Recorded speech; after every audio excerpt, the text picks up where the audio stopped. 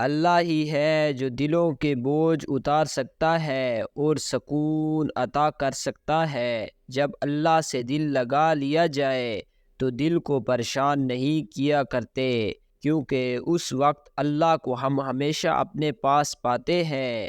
پھر دعا کرتے رہا کریں، اگرچہ دعاؤں کے رنگ نہیں ہوتے، مگر جب یہ رنگ لاتی ہے تو زندگی رنگوں سے بھر جاتی ہے۔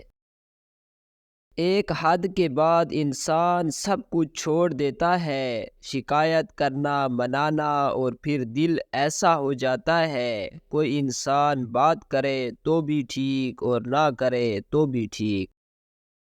میں تو خاک تھا، میں دھول تھا، مجھے کچھ نہ اپنا شعور تھا، میرے رب نے کتنا کرم کیا کہ درود پڑھنا سکھا دیا۔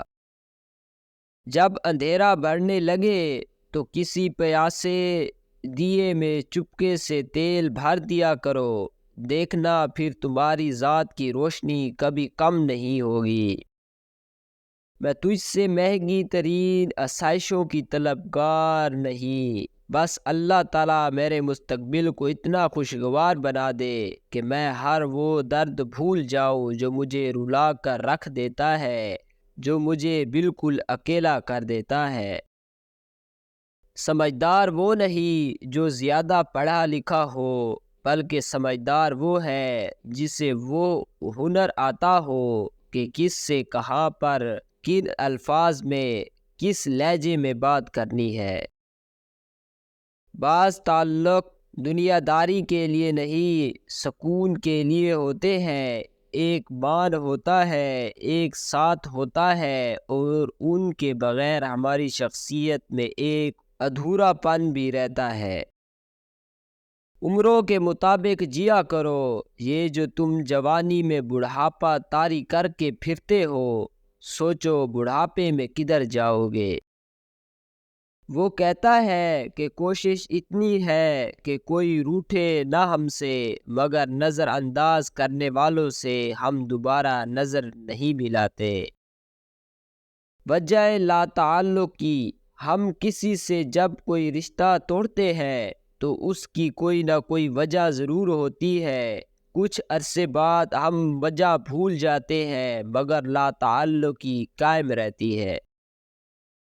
جب انسان پیدا ہوتا ہے تو کچھ ساتھ لانے کی اجازت نہیں ہوتی، جب مر جائے تو کچھ ساتھ لے جانے کی اجازت نہیں ہوتی، مگر افسوس کہ اسی زندگی اور موت کے درمیان یہی بنی نوع انسان وہ سب حاصل کرنا چاہتا ہے جو ساتھ نہ لایا تھا نہ ہی لے جا سکتا ہے۔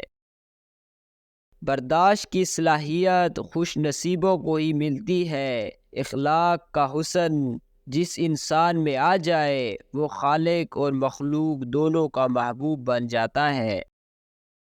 اچھے انسان کی سب سے پہلی اور سب سے آخری نشانی ہے کہ وہ ان لوگوں کی بھی عزت کرتا ہے جن سے کسی قسم کے فائدے یا مفاد کی توقع نہیں ہوتی۔ تم اپنی ہزار غلطیوں کے باوجود اپنے آپ سے محبت کرتے ہو، لیکن دوسروں کی ایک غلطی کی وجہ سے ان سے نفرت کیوں کرنے لگ جاتے ہو؟ یا تو خود غلطیاں کرنا چھوڑ دو یا دوسروں کو معاف کرنا سیکھ لو۔ حضرت علی رضی اللہ تعالیٰ عنہ نے ارشاد فرمایا، زندگی جب رلائے تو سمجھ لینا گناہ معاف ہو گئے، اور زندگی جب ہنسائے تو سمجھ لینا دعا قبول ہو گئی۔ زندگی میں اچھے اور برے دو طرح کے لوگوں سے ہمارا واسطہ پڑتا ہے۔ اچھے لوگ ہماری طاقت بن جاتے ہیں اور برے لوگ ہمیں مضبوط بنا دیتے ہیں۔ شادی شدہ عورت کی دکھتی رگ صرف ایک جگہ پر ہوتی ہے، اگر وہ دبا دو تو عورت ہمیشہ آپ کی تابعدار رہے گی، اور وہ ہے محبت اور چاہت کا بٹن۔ اگر مرد یہ عورت کو دے دے تو کبھی بھی عورت اس سے بے وفائی نہیں کرے گی۔ قدر کرو ان کی جو تم سے بنا مطلب کے چاہت کرتے ہیں۔ دنیا میں خیال رکھنے والے کم اور تکلیف دینے والے زیادہ ہوتے ہیں۔ غیرتیں جب زنگ آلودہ ہو جاتی ہے پھر تلواریں، عورتیں، گھوڑے اور نوجوان رقص کے لیے استعمال ہوتے ہیں۔ ناراضگی، گلے شکوے وہاں اچھے لگتے ہیں جہاں اپنیت ہو۔ جہاں کسی کو مان رکھنا نہ آتا ہو وہاں خاموشی سے مسکرا دینا ہی اچھا ہے۔